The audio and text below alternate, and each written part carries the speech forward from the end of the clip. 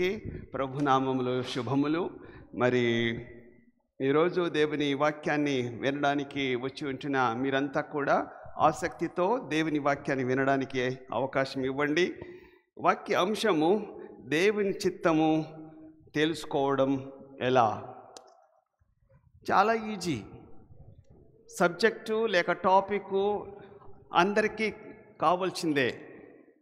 ఇది విశ్వాసులక ఈ ప్రసంగము లేక దేవుని చిత్తం తెలుసుకోవడం విశ్వాసులక అవిశ్వాసులక?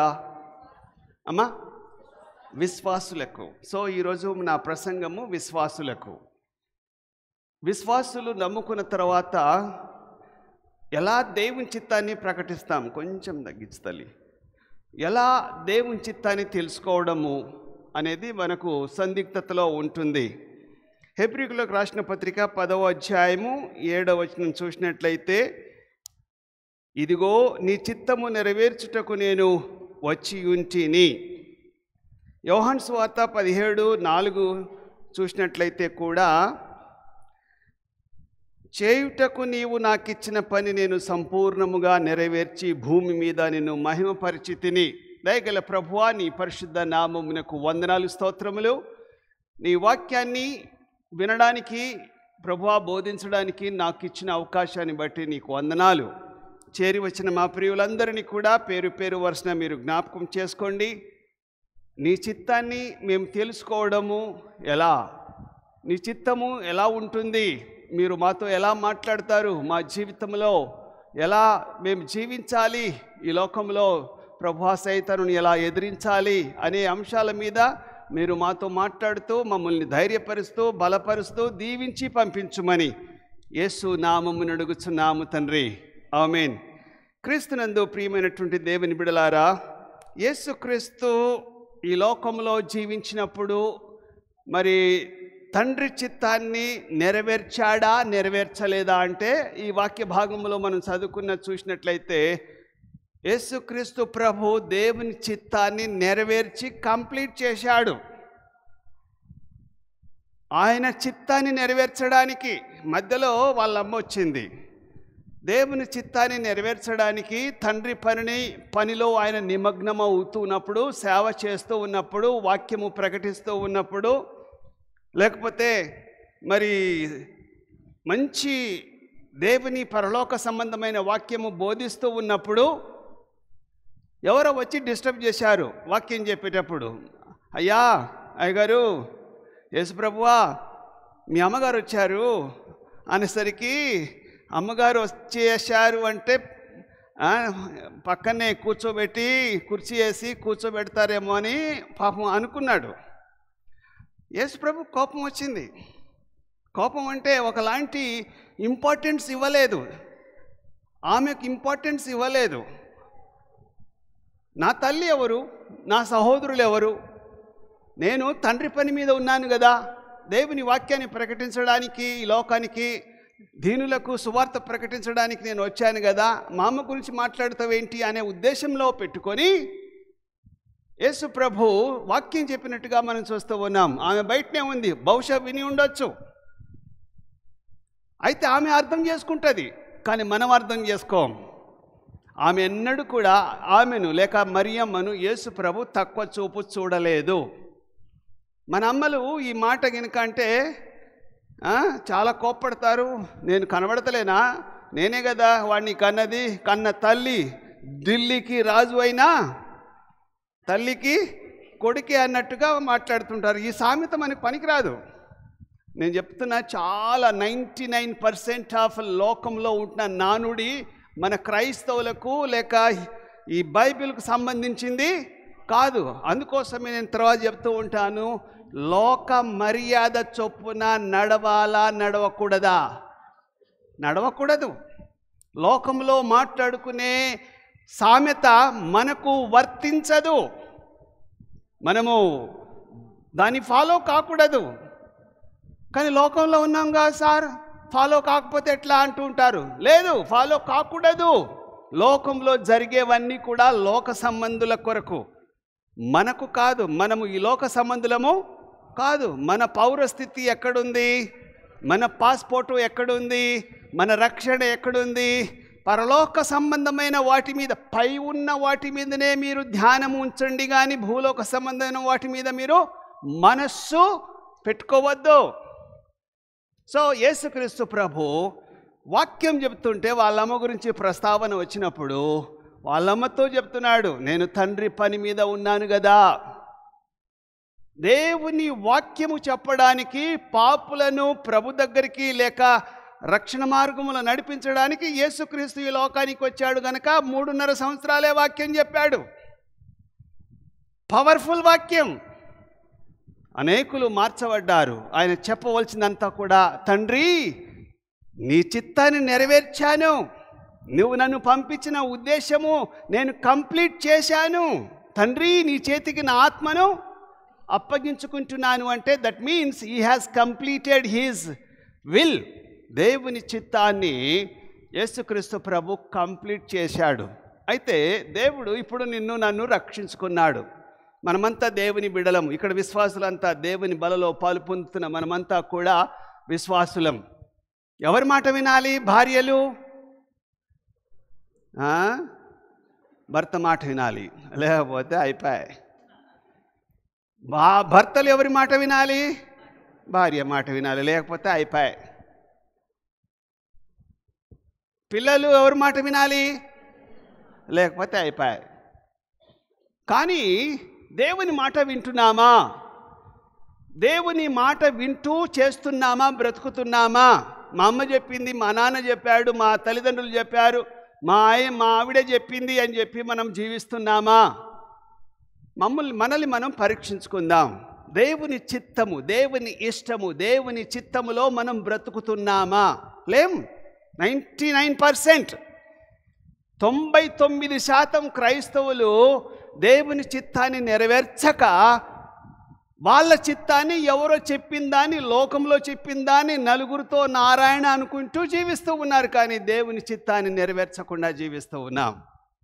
దేవుడు చాలా బాధపడుతున్నాడు. నిన్ను నన్ను పుట్టించింది, నిన్ను నన్ను ఈ లోకంలో పెట్టింది, 60, 70, 80 సంవత్సరాలు లేక 100 సంవత్సరాలు ఈ లోకంలో పెట్టింది మీ అమ్మ నాన్న మాట వినుకుంటూ బతకమని కాదు, నీ భార్య మాట వినడం కాదు, నీ భర్త మాట వినడం కాదు, లేకపోతే మీ పై ఆఫీసర్ మాట లోబడు.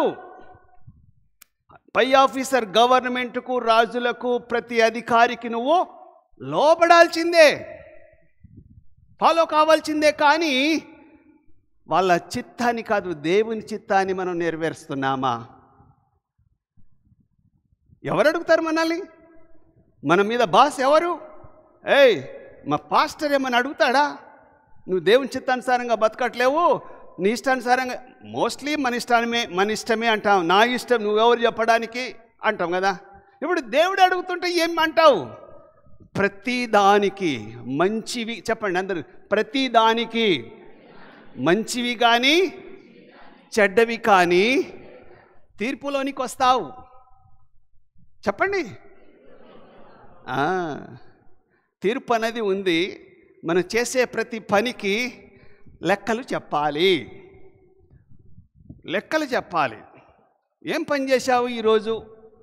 అయితే దేవుని చిత్తాన్ని నెరవేర్చడానికి ఒకరోజు పట్టదు. ప్రతిరోజు ఉదయమే లేచిన తర్వాత, ప్రభువా ఈరోజు చేయవలసిన పనులలో నీ చిత్తంలో నన్ను నడిపించు, నీ చిత్త ప్రకారంగా బ్రతికించు, నీ చిత్తంలో నుండి డైవర్ట్ కాకుండా పక్కకు పోకుండా నన్ను కాపాడమని మనం ప్రార్థన చెయ్యాలి.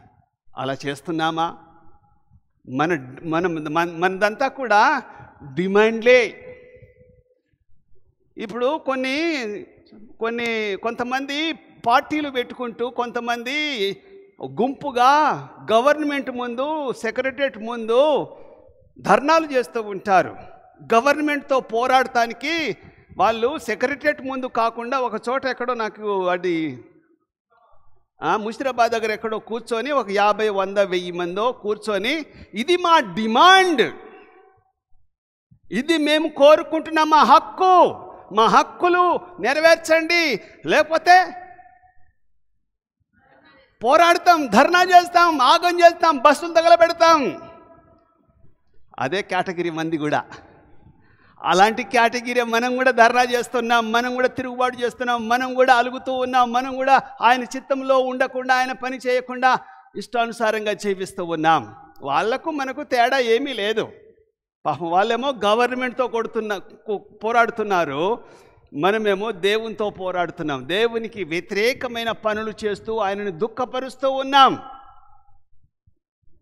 కనుక దేవుని చిత్తాన్ని నెరవేర్చడానికి ఉదయమే లేచి, ప్రభువా, పాస్టర్ గారు చెప్పారు, నా జీవితంలో నీ చిత్తమేంటి, నా కుటుంబంలో నీ చిత్తమేంటి, నీ చిత్తాన్ని నెరవేర్చడానికి నాకు సహాయం చేయి. నా వల్ల కాదు, నేను బ్రతకలేను, నేను నడవలేను, నేను చెయ్యలేను, నీవు నడిపిస్తే కానీ నేను నడుస్తానయ్యా అని చెప్పి ఆయన నడిపింపు కొరకు మనము ఎదురు చూడాలి. నంబర్ 1, ప్రతి ఒక్కరూ జీవితం పట్ల ఆయనకు ఒక ప్రణాళిక ఉంది. God has a plan, God has a blue print on your life. ఒకసారి ఈ బిల్డింగ్ వేసినప్పుడు దీనికి దాదాపుగా బీటీఎంలో ఉన్న దానికి బ్లూ ప్రింట్ లేదు. మైండ్లో ఒకటి ఉంది, అడ్డండిడ్డంగా గీసుకుంటూ ఇట్లా ఉంటే బాగుండేదని చెప్పి నేను ఐడియా ఇస్తే ఒక ఇంజనీరు దాన్ని బ్లూ ప్రింట్ చేసి ఇదిగో ఇచ్చాడు. అది పోయి పర్మిషన్ తీసుకొని గుద్దించుకొని, స్టాంప్ గుద్దించుకొని డబ్బులు కట్టేసి మేము కట్టాం. మన ఇల్లు కూడా అంతే కదా. ఈ బిల్డింగు ప్లాన్ లేకుండా పర్మిషన్ ఇస్తాడా? దేవుడు కూడా మన జీవితంలో ఆయనకొక బ్లూ ప్రింట్ ఉంది. నువ్వు ఎలా బ్రతకాలి, ఏం చేయాలి, ఎక్కడ వంగాలి, ఎక్కడ పోవాలి, ఏది సాధించాలో దేవుని సంకల్పంలో ఆయనకొక బ్లూ ప్రింట్ ఉంది. God has a plan in your life. అది మనం అడగట్లేం. మన ప్లాన్ ప్రజెంట్ చేస్తూ ఉంటాం, మన ఐడియాస్ ప్రజెంట్ చేస్తూ ఉంటాం, మన పనులు చెయ్యి అని డిమాండ్ చేస్తూ ఉంటాం. నేను చెప్పలే ఇంతకుముందు లోకంలో అక్కడ బషీర్బాగ్ దగ్గరన ముషిరాబాద్ ఇందిరా పార్క్ దగ్గర వాళ్ళు ధర్నాలు చేస్తున్నట్టు మా డిమాండ్లు నెరవేర్చేంత వరకు మేము ఉపవాసం ఉండి పూలదండలు వేసుకొని అక్కడే కూర్చుంటారు వాళ్ళు. అప్పుడు ప్రభుత్వం దిగి వచ్చి వాళ్ళు చస్తారో ఏమో లేకపోతే తగలబెడతారేమో అని చెప్పి గవర్నమెంటు కొంతమందిని పంపించి నిమ్మరసం ఇచ్చి, బాబు విత్డ్రా చేసుకోండిరా బాబు, మీ డిమాండ్లు మేము ఒప్పుకుంటున్నాము అని చెప్పి దాదాపుగా డిమాండ్లు ఒప్పుకునేంత వరకు వాళ్ళు లేవరు. 10 రోజులు చూస్తారు, 15 రోజులు చూస్తారు. తర్వాత వాళ్ళ లీడర్ ఏమంటాడంటే, రాష్ట్రంలో ఉన్న వాటన్నిటి తగలబెట్టండి అంటే ఫస్ట్ తగలబెట్టే బస్సులు ఎవరి? గవర్నమెంట్ బస్సులు. మనం కూడా తగలబెడుతున్నాం సంఘాన్ని, విశ్వాసులను, మన విశ్వాసాన్ని. దేవుని పని చెయ్యకుండా ఆగమాగం చేస్తూ ఉన్నాం. దేవుడు చాలా బాధపడుతున్నాడు. కానీ ప్రభువా, నా జీవితంలో నేను పుట్టాను, 40, 50, 60, 70, 80, 90 సంవత్సరాలు నువ్వు నాకు ఆయుష్ ఇస్తూ ఉన్నావు. ఈ ఆయుష్లో, ఈ జీవితంలో మీ బ్లూ ప్రింట్ని నాకు చూపించు ప్రభు అని చెప్పి మనం ప్రార్థన చేస్తే దేవుడు సహాయం చేస్తాడు. ఎఫెసీయులకు రాసిన పత్రిక 1-2 అధ్యాయం 20 వచనం చూసినట్లయితే, మరి క్రీస్తు యేసు ముఖ్యమైన మూలరాయి అయి ఉండగా అపోస్తలులను ప్రవక్తలను వేసిన పునాది మీద మీరు కట్టబడి ఉన్నారు. యేసుక్రీస్తు ప్రభు యొక్క సువార్త మన దగ్గరకు వచ్చినప్పుడు మనము ఆ యొక్క యేసు ప్రభును నమ్ముకొని ఆ విశ్వాసం మీద కట్టబడ్డాం, ఆ పునాది మీద కట్టబడ్డాం. ఆ బండ ఎవరు? యేసుక్రీస్తు ప్రభు బండ. ఆ బండ మీద మనం కట్టబడ్డామన్న సంగతి మనం మర్చిపోతూ ఉంటాం. నేనే నడవగలను అనుకుంటున్నారు మీరు నడవలేరు ఆయన నడిపించకపోతే. మీరు బ్రతకలేరు ఆయన బ్రతికించకపోతే. మీరు ఊపిరి పీల్చుకోలేరు ఆయన సెలవు లేనిది. ఒక్క వెంట్రుక కూడా రాలదు. కనుక ఇవన్నీ మర్చిపోతూ ఉంటాం, వింటాం, కానీ ఈ చెవులో నుంచి మనకు బయటికి పోతూ ఉంటుంది.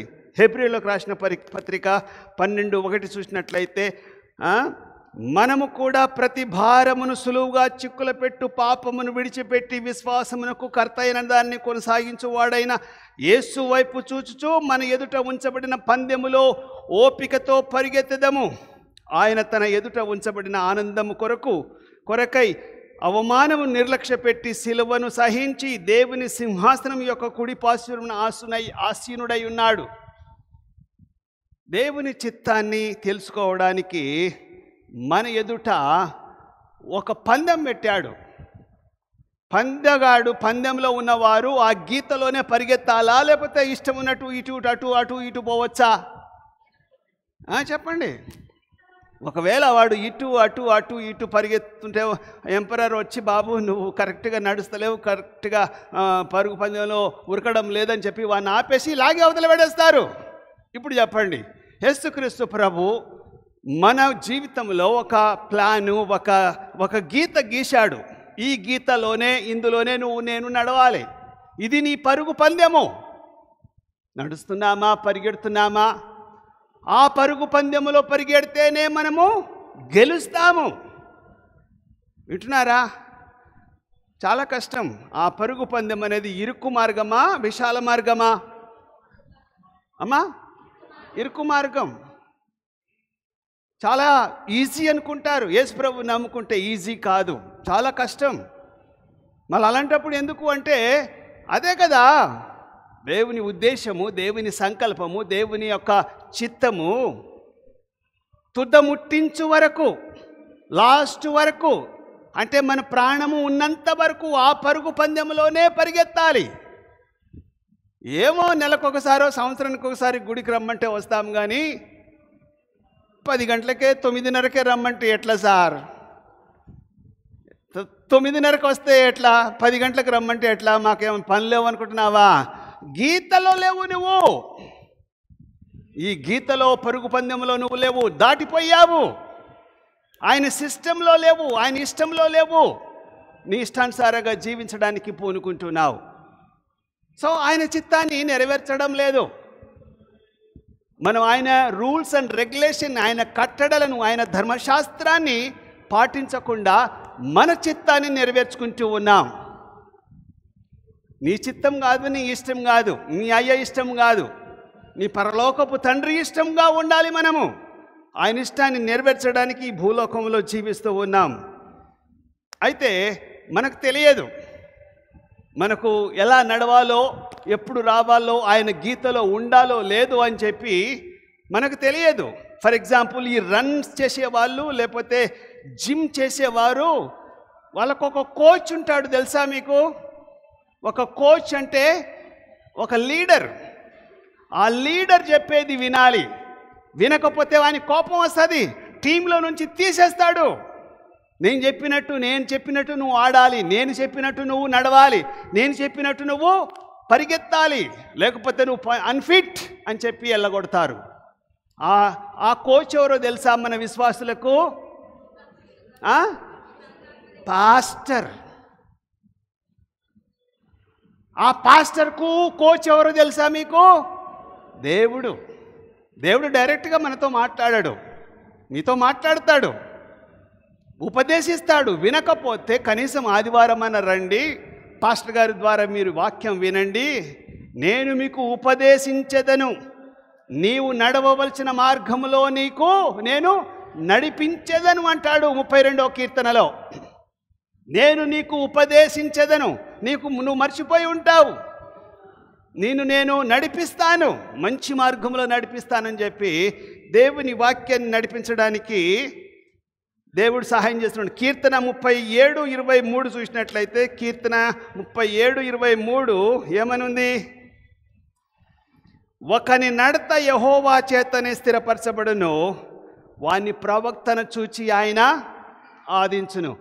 ఆనందించును. దేవుడు మనల్ని నడిపిస్తాడు. సేవకుడు, పాస్టరు మిమ్మల్ని నడిపిస్తాడు. మీరు నడవలేరు, మీరు ఆ గీతలో పరిగెత్తలేరు. ఆ పరుగు పందెములు తుదముట్టించుటకు అంటే ఏంది? ఎప్పటి వరకు? మన ప్రాణం పోయేంత వరకు, ఆ లాస్ట్ వరకు మనం అదే గీతలో ఉండాలి. కొంచెం దూరం నడిచిన తర్వాత, అంటే 1 సంవత్సరం అయిన తర్వాత, నా వల్ల కాదు అని చెప్పి వెనక్కిపోయిన వాళ్ళు చాలామంది ఉన్నారు. 1 వారం, 2 వారాలు, 1 నెల గుడికి వస్తాను, కానీ సంవత్సరాల తరబడి గుడికి వచ్చి నేను నేర్చుకోవడానికి నాకు ఇష్టం లేదయ్యా. వస్తాను కానీ 1 గంట, అరగంట కూర్చుంటాను, 10 నిమిషాలు కూర్చుంటాను. లోకంలో ఉన్నవారు ఇటు అనుకుంటారు, దారిలో పోతూ ఉంటారు ఇట్ట అంటారు. ఆ రీతిగా నేను వస్తా గుడికి, కానీ ఈ బెర్రలో ఈ గీతలో నడవాలంటే నా వల్ల కాదు. అలాంటి సిస్టమ్ మనకు లేదు. వాళ్ళలాగా కాదు. మన జీవితం, మన బ్రతుకు వేరు. దేవుడు మన భవిష్యత్ కాలం అంతా కూడా ఒకేసారి తన చిత్తాన్ని బయలుపరచడు. అందరూ చెప్పండి, దేవుడు మన జీవితంలో ఒక్కసారే 100 ఏళ్ళది ఆయన చిత్తాన్ని బయలుపరచడు. మీకు అర్థమైందని నేను చెప్పేది? రోజు కొంచెం చెప్తాడు. ఈరోజు కొంచెం, రేపు కొంచెం, ఎల్లుండి కొంచెం, అవలెల్లుండి కొంచెం, నెలకు కొంచెం, సంవత్సరానికి కొంచెం, అలా కొంచెం కొంచెం కొంచెం దేవుని చిత్తాన్ని బయలుపరుస్తూ ఉంటాడు. లేదు నాకు ఒకటేసారి కావాలి, దేవుని చిత్తం ఒకటేసారి కావాలంటే ఇవ్వడు. అర్థమైందని చెప్పింది? ఆ లొల్లి వైపు ఉన్నారా మీరు? దయచేసి వినండి. దేవుని చిత్తము స్లోగా అర్థమవుతుంది. అయితే దేవుడు లాస్ట్ వరకు నడిపిస్తాడా? యేసుదాస్ గారు, లాస్ట్ వరకు నడిపిస్తాడా? 100 ఏళ్ల వరకు నడిపిస్తాడా? మధ్యలో చెయ్యి వదిలేస్తాడా? దేవుని వాగ్దానం ఏముందంటే, నిన్ను విడువను, ఎడబాయను, కునుకను, నిద్రపోను, యెహోవా నిన్ను నిత్యము నడిపించును. చెప్పండి, యెహోవా నిన్ను నిత్యము రోజు నడిపిస్తాడు. నువ్వు కుడి తట్టు పడిపోకుండా, ఎడమ తట్టు పడిపోకుండా, నీ కాలు జారకుండా, నీవు పడిపోకుండా నిన్ను పట్టుకొని నడిపించేవాడు ఆయనే. ఎంత మంచి మాట! జారకుండా, పడిపోకుండా, త్రొట్టిల్లకుండా కాపాడేవాడు ఆయనే. ఆయన వైపు చూస్తూ జీవించాలని దేవుడు కోరుకుంటూ ఉన్నాడు.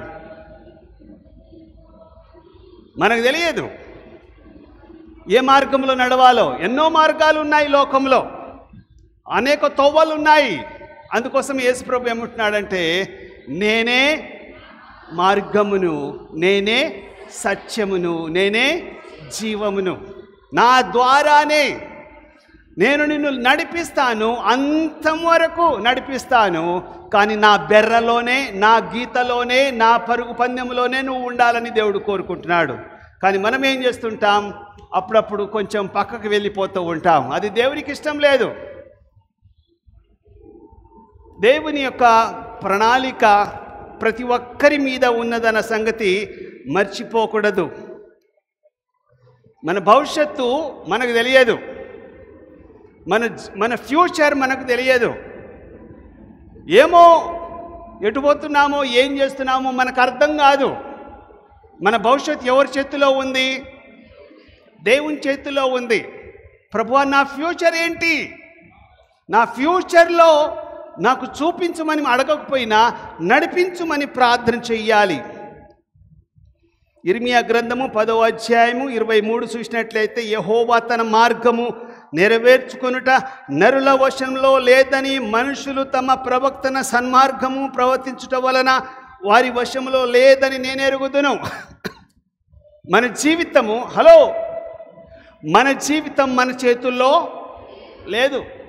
మీరు అనుకుంటారు, ఇప్పుడు చిన్నపిల్లలు 1 ఇయర్ దాటిన తర్వాత పట్టుకొని నడిపిస్తే, నేను నడుస్తాపో, నువ్వేం పట్టుకునేది, నేను నడుస్తాపో. నడుస్తారు, గొప్పుక్కున కింద పడుతూ ఉంటారు. గబుక్కున కింద పడినప్పుడు అప్పుడు వచ్చి అమ్మ కానీ నాన్న కానీ లేపాలి. మనం కూడా నడవాలనుకుంటాం కానీ మనం నడవలేం. వింటున్నారా నేను చెప్పేది? మన జీవితంలో మనం నడవాలనుకుంటాం కానీ పడిపోతాం. చివరి వరకు నడిపించేవాడు ఆయనే. అందుకోసమే పిజే స్టీఫెన్ పాల్ పాడిన పాట ఏంది? నడిపిస్తాడు నా దేవుడు చివరి వరకు, అంతం వరకు, లాస్ట్ వరకు ఆయన నడిపిస్తాడు. ఆయన నడిపిస్తాడని నమ్మకం నీకు ఉండాలి. నేను నడుస్తాను, నాకు ఎవరి సపోర్టు అవసరం లేదు అనేవాళ్ళు మనలో లేరా? చాలాసార్లు మనోళ్ళు ఏమంటారంటే, నాకు అంతా తెలుసు, నువ్వేం నాకు చెప్పని అవసరం లేదు, నీ మాటలు నాకు అవసరం లేదు, నేను చిన్నదాన్ని కాను, నేను మొన్న పసిపిల్లోని కాను అంటుంటాము తెలుసా. మన అమ్మ నాన్నని కూడా చెప్తుంటాం, నువ్వే నాకు చెప్పని అవసరం లేదు, నేను చిన్నదాన్ని అనుకుంటున్నావా, చిన్నోడిని అనుకుంటున్నావా, నాకు చాలా ఎక్స్పీరియన్స్ ఉంది అని చెప్పి బడాయి కొడుతూ ఉంటాం. ఈవెన్ 90 ఏళ్ళ ముసలోడు కూడా ఆయన కూడా తెలియదు. లాస్ట్ వరకు ఎవరి మీద ఆధారపడాలి? దేవుని మీద ఆధారపడాలి. ఎవరు నడిపిస్తాడు? దేవుడు నడిపిస్తాడు. కనుక ఆ నమ్మకం నీకు ఉండాలి. నీ భవిష్యత్ కాలం అంతా కూడా ఆయన చేతిలో పెడితే ఆయన నడిపిస్తాడనే నమ్మకం నీకు ఉండాలి. దేవుని ప్రణాళికలో కొన్ని ఖచ్చితమైన ప్రత్యక్షతలు ఉన్నాయి. మనల్ని పాపం నుండి విడిపించి పరిశుద్ధులుగా చేయడానికి దేవునికి ఇష్టం. మనం పాపం నుంచి పరిశుద్ధులుగా జీవించగలమా? నీకు అర్థం కాలే కదా, ఈ లొల్లితోటి నాకు కూడా మంచి సబ్జెక్టు. కానీ పాపం నుంచి మనల్ని విడుదల చేశాడు. కానీ మనము పాపములో పడిపోకుండా ఎవరు కాపాడుతారు? దేవుడు కాపాడుతాడు. అయితే దేవుడు పరిశుద్ధులుగా ఉండడానికి ఇష్టపడుతున్నాడా? పాపములో మళ్ళీ వెళ్ళిపోమని ఇష్టపడుతున్నాడా? పరిశుద్ధులుగా ఉండడానికి ఇష్టపడుతూ ఉన్నాడు. పరిశుద్ధుడా, మన దేవుడు పరిశుద్ధుడు కనుక మనం కూడా పరిశుద్ధులుగా ఉండాలని అది ఆయన చిత్తం. అంతేకాదు, మంచి జరిగినా చెడ్డ జరిగినా మన జీవితంలో ప్రతి విషయంలో, మంచి జరిగినా చెడ్డ జరిగినా మన జీవితంలో ప్రతి విషయంలో ఏం చెయ్యాలి? Thank you lord, thank you. ఈ నష్టం జరిగింది, ఫెయిల్ అయ్యాను, నన్ను ఒకరు మోసం చేశారు, నా జీవితంలో ఒకడు అన్యాయం చేశాడు, అందును బట్టి నీకు వందనాలు. నాకు ఈ రోగం వచ్చింది, నాకు ఈ కష్టం వచ్చింది, నేను అప్పుల పాలయ్యాను, నేను జైలు పాలయ్యాను, నన్ను అందరూ నిందిస్తూ ఉన్నారు, థ్యాంక్ యూ ప్రభువా అంటామా? అది దేవుని చిత్తం. అది దేవుని చిత్తం. మనం ఏమంటామంటే అన్ని మంచి, నేను పాస్ అయినా, నాకు అది జరిగింది, ఇది జరిగింది, కొడుకు పుట్టాడు, మంచిగా ఇది జరిగింది, మంచి సంబంధం వచ్చింది, మంచి ఉద్యోగం దొరికింది, అందును బట్టి దేవునికి గది కాదు. అది కాదు దేవుని చిత్తం. నీకు నష్టం వచ్చినప్పుడు, కష్టం వచ్చినప్పుడు, ఇబ్బంది వచ్చినప్పుడు, రోగం వచ్చినప్పుడు, నీకు లోకంలో చాలామంది నీకు మోసం చేస్తున్నప్పుడు ఏం చేయాలి నువ్వు? Thank you lord. గుడికి వచ్చి ప్రభువా నాకు అన్యాయం జరిగింది, నాకు నష్టం జరిగింది, నేను ఫెయిల్ అయ్యాను, నాకు ఉద్యోగం పోయింది, అందును బట్టి నీకు వందనాలు ప్రభువా. అది ఎవరి చిత్తము? అట్లా చెప్తామా? 99% మనము చెప్పం, పైగా అలుగుతాం. అమ్మ నాన్న మీద అలిగినట్టు. ఎవరి మీద? దేవుని దగ్గరికి, దేవుని సన్నిధిలో రాము, కానుకలు ఇయ్యము, ప్రార్థన చెయ్యము, ఎవరితో మాట్లాడము, మూతి ముడుచుకొని కూర్చుంటాము. అహబు రాజులాగా. అహబు రాజు మూతి ముడుచుకున్నాడు. భార్య యెజబెల్ వచ్చి, ఎందుకయ్యా మూతి ముడుచుకున్నామంటే, నాకు చాలా అవమానం జరిగింది. మనకు అవమానాలు జరుగుతాయి, ఇబ్బందులు వస్తాయి, రోగాలు వస్తాయి, కష్టాలు వస్తాయి. కనుక వీటన్నిటిలో కూడా మనం దేవునికి వందనాలు చెల్లించాలి. ప్రభువా నాకు నష్టం జరిగింది, థ్యాంక్ యూ. 1 పేతురు 2వ అధ్యాయము 15వ వచనం. 1 పేతురు 2వ అధ్యాయము 15వ వచనం. ఏలయనగా మీరిట్లు యుక్త ప్రవక్తన గలవారై అజ్ఞానముగా మాట్లాడు మూర్ఖుల నోరు మూయుట దేవుని చిత్తం. ఇప్పుడు నేనేం చెప్పాలి? కొంచెం చెప్తా, జాగ్రత్తగా వినండి. వినబడతలేదు. కొందరు మన చుట్టూ తొట్టి గ్యాంగ్ ఉంటారు. తొట్టి గ్యాంగ్ అని తెలుసు కదా, మంచోళ్ళు కాదు వాళ్ళు. అయితే కొన్నిసార్లు మన చర్చిలో కూడా ఒక తొట్టి గ్యాంగ్ ఉంటుంది. ఎవరో ఒకరు మన పక్కనే కూర్చుంటారు. నేను ఎవ్వరికి చెప్పా, నేను వాళ్ళ ఇష్టం ఉన్నట్టు వర్లని ఏమన్నా చేసుకొని, అబ్బో దాని జోలికి నేను పోను, అమ్మో వీడి జోలికి నేను పోను, వానికి ఏమీ అనను. అది దారిన పోయే, చెప్పండి, దారిన పోయే కంప. ఆ కంప నాకొద్దు. మరి ఎవరు బాగు చేస్తాడు? వాడు నాశనం అయిపోయిండు, ఆమె నాశనం అయిపోయింది. వాక్యం ఏం చెప్తుందంటే, ఎవరైనా బలహీనులుగా ఉన్నట్లయితే, పడిపోతే వాని మీద ఇంకొక లాతు కొట్టి చావు అని చెప్పొద్దు. వాని లేపాలి. ఆ పడిపోయిన వ్యక్తిని, నోరు పారేసుకుంటున్న వ్యక్తిని, గలీజ్గా మాట్లాడుతున్న వ్యక్తిని, హే నోర్మోయ్, ఇది దేవుని సన్నిధి, పరిశుద్ధులు ఉండే స్థలము, వాక్యం వినే స్థలము. చాలాసార్లు పిల్లలు చర్చిలో అల్లరి చేస్తూ ఉంటారు. వాళ్ళని అల్లరి చేయనిస్తూ ఉంటారు, కానీ ఎత్తుకోపోయి పక్కకు పెడదామని కాదు. ఎవరన్నా గుళ్ళో అల్లరి చేస్తూ కొట్టుకుంటూ ఉంటారు. నిన్న కాదు మొన్ననే ఇక్కడో 2 కొట్టుకున్నారు. అందరు చూస్తున్నారు, కానీ నేనే పోయి 2 ఆపిన. 2 మేస్త్రులే. మనం ఎక్కడైనా గొడవ జరుగుతూ ఉంటే నాకెందుకులే, గాలికి పోయే కంపాని మనం తప్పించుకొని పోతే అది దేవుని చిత్తము కాదు. ఆపాలి, వాని నోరు మూయించాలి అని ఉంది ఇక్కడ వాక్యంలో.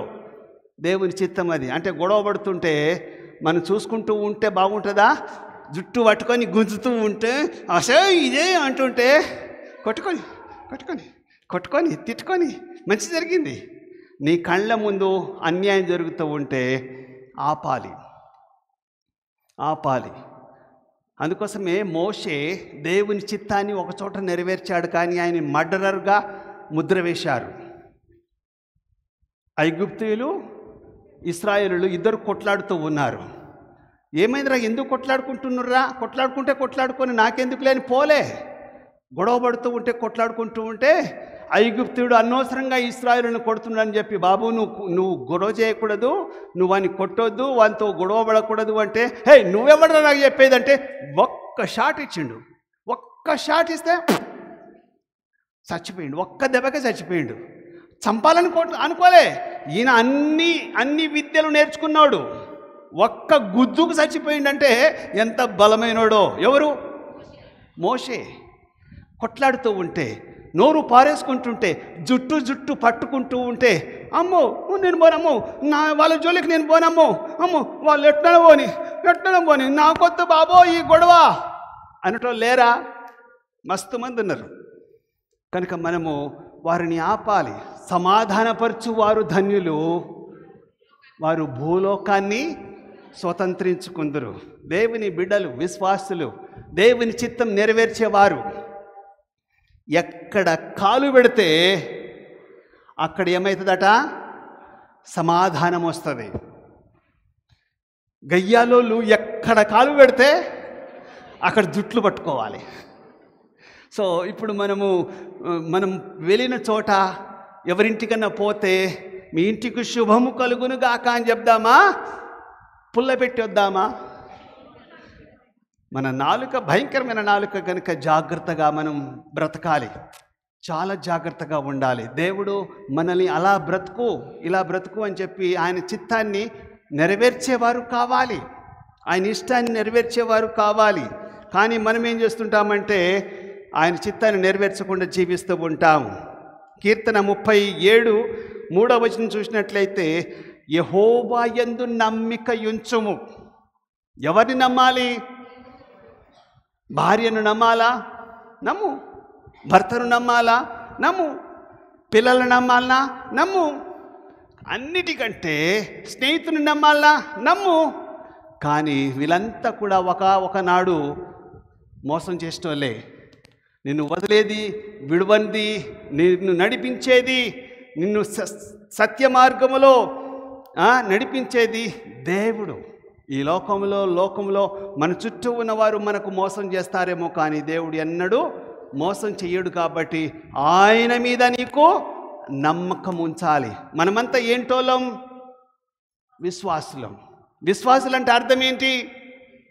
దేవుని మీద నమ్మకం ఉంచే వాళ్ళము. చివరి వరకు ఆయన మీదనే నమ్మిక ఉంచినట్లయితే నీకు సంతోషము దయచేసి దేవుడు నీ మార్గములు నువ్వు చేసే. ప్రభువా, ఉదయమే లేచి చాలామంది ఉద్యోగాలు చేస్తూ ఉంటారు, ఆయా పనుల మీద పోతూ ఉంటారు, మళ్ళీ మధ్యాహ్నం ఇంటికి లంచ్కో దేనికో వస్తూ ఉంటారు, మళ్ళీ మధ్యాహ్నం 3 గంటలకో 2 గంటలకో బయటకు వెళ్తూ ఉంటారు. మీరేం చెయ్యాలి? ప్రభువా, నేను ఇక్కడి నుంచి భువనగిరి వెళ్తున్నాను, నా ప్రయాణంలో తోడుగా ఉండి నడిపించు, నా మార్గంలో క్షేమంగా చేరి క్షేమంగా తిరిగి వచ్చు పర్యంత వరకు నీ కాపుదల నాకు దయచేయి.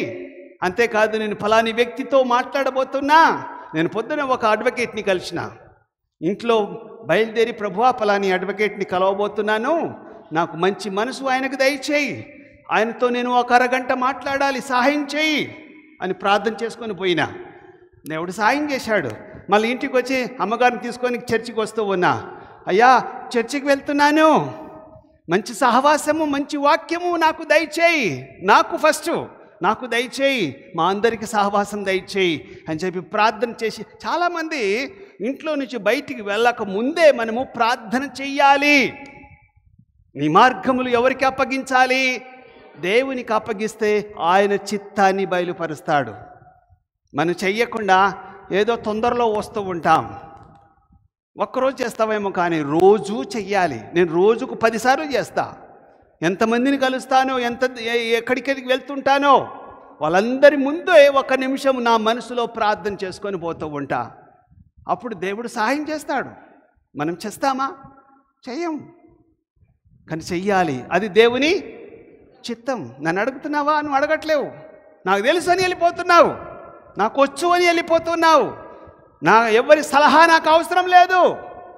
అరే, మనుషుల సహాయం అవసరం లేదు, కానీ ఎవరి సహాయం కావాలి?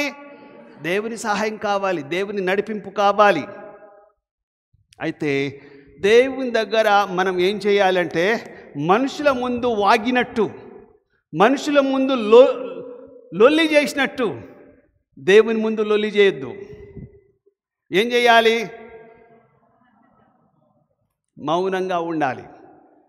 మౌనంగా ఉంటే, ఆయన కొరకు కనిపెడితే, ఆయన వాక్యము వింటే, దేవుని మాటలు వింటే దేవుడు ఆయన చిత్తాన్ని తెలియపరుస్తాడు. దేవుని మాటలు ఇప్పుడు దేవుడు మీతో మాట్లాడుతుండా? మనుషులు మాట్లాడుతున్నారా?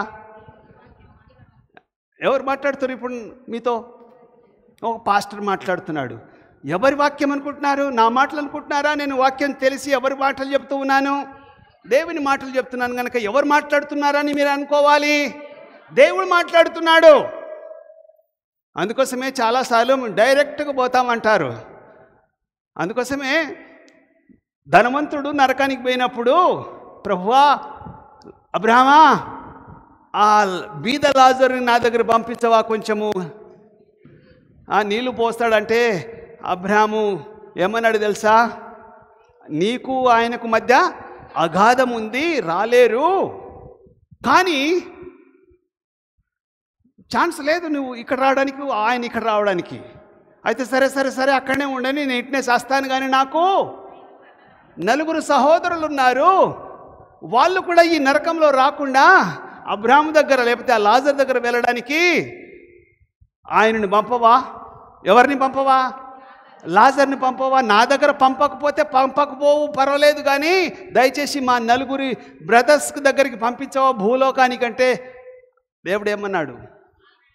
ఆల్రెడీ మోషే, ఏలియా, ప్రవక్త, యాజకుడు, పాస్టరు, ఎవంజలిస్టు, సువార్థికులు అక్కడ ఉన్నారు. వారు చెప్పింది మీరు వింటే అది దేవుని చిత్తం. మనం దేవుని మాట వినము, దేవుని సేవకుని మాట వినము, ఎవ్వరి మాట వినం. నిత్య నాశనమే.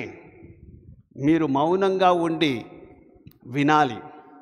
దేవుని సంకల్పాన్ని నెరవేర్చడానికి మనం వినాలి. రోమీలకు రాసిన పత్రిక 12:2 తీయమ్మా. రోమీలకు రాసిన పత్రిక 12:2. మీరు ఈ లోక మర్యాదను అనుసరించాలి. ఏమా? ఈ లోక మర్యాద, లోకంలో డప్పు కొట్టుకుపోతూ ఉంటారు కనుక అనుసరించాలి. ఉత్తమమును అనుకూలమును సంపూర్ణమై ఉన్న దేవుని చిత్తమేదో పరీక్షించి తెలుసుకున్నట్లు మీ మనస్సు మారి నూతన మగుట వలన రూపాంతరము పొందుడి.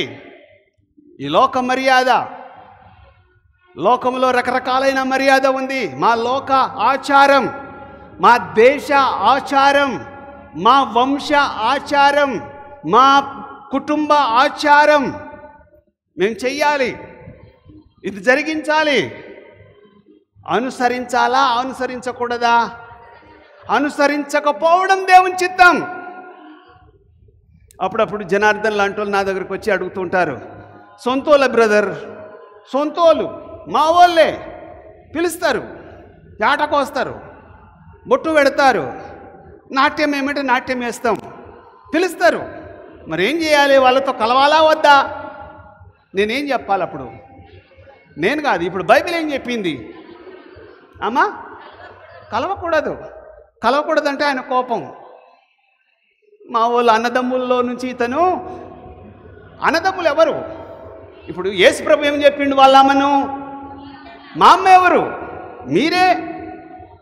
మీరే నా సహోదరులు. మనం అంటామా సొంత అక్క, సొంత చెల్లి, సొంత అన్న మన దగ్గరకు వచ్చిండు, రారా మనం ఇంటికి పోయి వేసుకుందాం, కొంచెం పెట్టుకోరా అంటే మా అన్న బతలాడిండు కాబట్టి పెట్టుకున్నా అంటావా? వాళ్ళ మర్యాద చొప్పున నడుస్తావా వద్దంటావా? చెప్పండి. వద్దంటే వాళ్ళు హట్ అవుతారు. వాళ్ళు హట్ కాకూడదంటే ఎవరు హట్ అవుతారు? దేవునికి ప్రాముఖ్యత ఇద్దామా, మనుషులకు ప్రాముఖ్యత ఇద్దామా? దేవునికి ప్రాముఖ్యత ఇవ్వాలి. సో కొన్నిసార్లు లోకంలో ఉన్నవి మా వాళ్ళు, మా కుటుంబం, మా రక్త సంబంధికులు, ఒక్కసారి యేసుక్రీస్తు రక్తంలో కడగబడిన తర్వాత ఇదే నీ కుటుంబం, ఇదే నీ కుటుంబం. బయటలో నీ కుటుంబం కాదు. మీ అమ్మైనా, మీ చెల్లి అయినా, అక్కైనా, బావైనా, ఎవరైనా వాళ్ళు ప్రభువు నమ్ముకొని మన ఈ అలవాటు ప్రకారంగా, ఈ మార్గంలో ఆయన నడిపింపు ప్రకారంగా నడిస్తేనే వాళ్ళు దేవుని చిత్తాన్ని జరిగిస్తారు. మనం వాళ్ళ చిత్తాన్ని, వాళ్ళ ఇష్టాన్ని ఆచరించకూడదు. ఆచరించినట్లయితే అది దేవుని చిత్తము కాదు. ఆయన ఎట్లా నడిపిస్తాడు అంటే కొన్ని అవసరతలు, కొన్నిసార్లు మన అవసరతల ద్వారా, కొన్నిసార్లు తల్లిదండ్రుల ద్వారా, కొన్నిసార్లు స్నేహితుల ద్వారా, కొన్నిసార్లు దేవుని వాక్యము ద్వారా ఆయన మాట్లాడుతూ ఉంటాడు. దేవుని వాక్యము విలువైనది. దేవుని చిత్తం తెలుసుకోవడం వెళ్ళాలంటే మొదట దేవుని వాక్యం. కొన్నిసార్లు మనకు బంధువులు, స్నేహితులు ఉంటారు, వాళ్ళ ద్వారా దేవుడు మాట్లాడుతూ ఉంటాడు. కానీ మనము అవన్నీ పట్టించుకోకుండా స్నేహితులు చెప్పేది, లోకంలో ఉన్నవారు చెప్పేది, యూట్యూబ్లో ఉన్నవన్నీ కూడా మనం నమ్ముతూ ఉంటాం. నమ్మాలా? నమ్మకూడదు. ఈ వాక్యంలో ఎక్కడుంది ప్రభువా నీ చిత్తము, ప్రభువా నీ చిత్తం ఎక్కడుంది, ఎక్కడుంది? అది కాదు, ఇది కాదు. ఉదయమే లేచి ఈ బైబిల్ని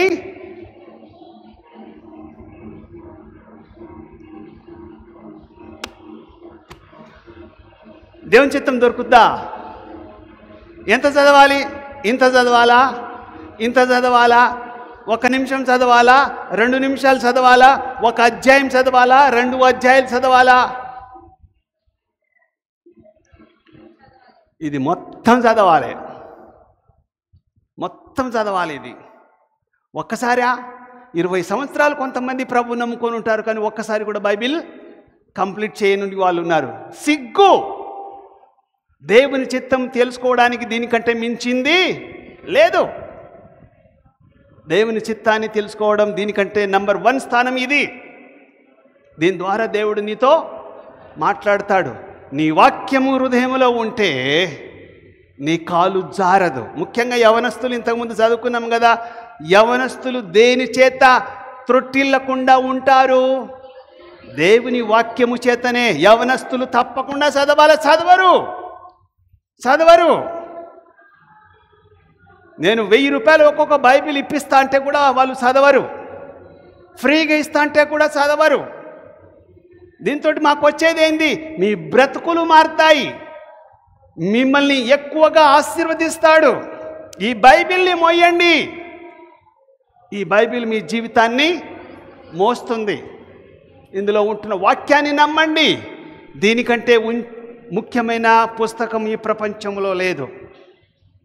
చాలామంది మా మతం గొప్పది అంటూ ఉంటారు. మీ మతం ఉన్న 2000 సంవత్సరాల క్రితమే వచ్చింది.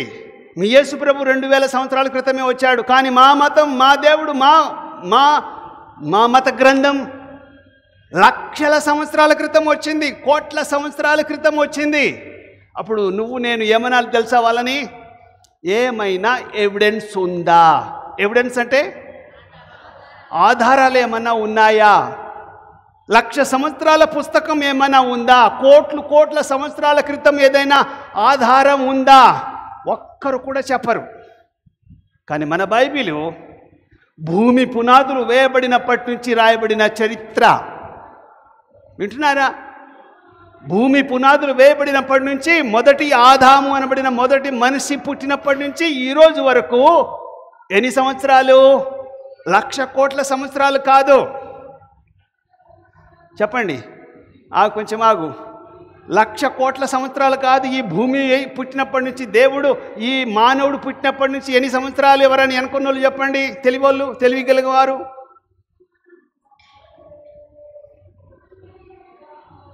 6,000 సంవత్సరాలు. ఎన్ని? 6,000 సంవత్సరాలు. యేసు ప్రభు ఈ లోకానికి వచ్చి ఎన్ని వేల సంవత్సరాలు? 2025 సంవత్సరాలు. ఏంది ఆధారము? ఈరోజు డేట్ ఎంత?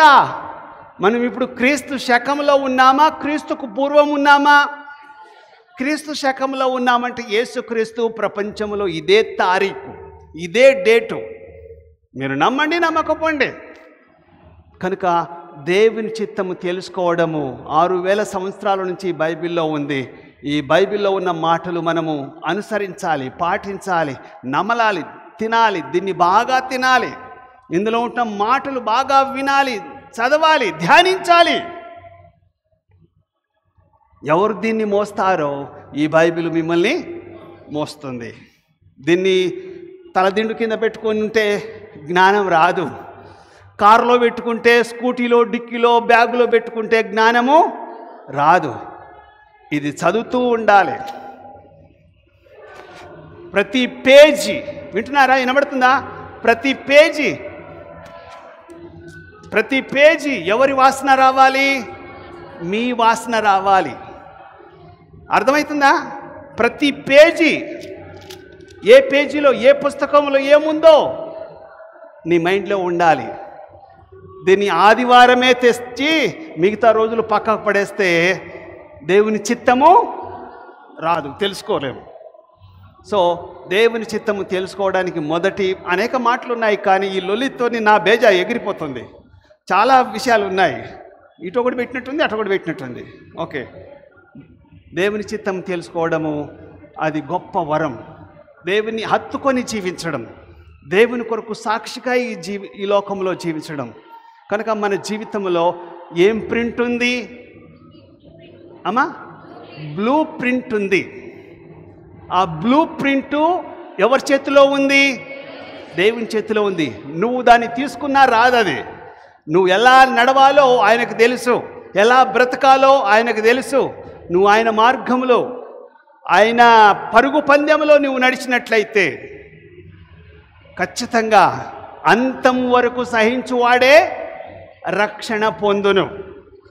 అంతము వరకు అంటే లాస్ట్ వరకు మనం సహించాలి, ఆయన కొరకు బ్రతకాలి. దేవుడి యొక్క వాక్యాన్ని మనందరి వినికిడిలో మెండుగా దీవించునుగాక. లేచి నిలబడండి, ప్రార్థన చేద్దాం. మమ్మల్ని మిక్కిలిగా ప్రేమించిన మా ప్రియ పరలోకపు రాజా,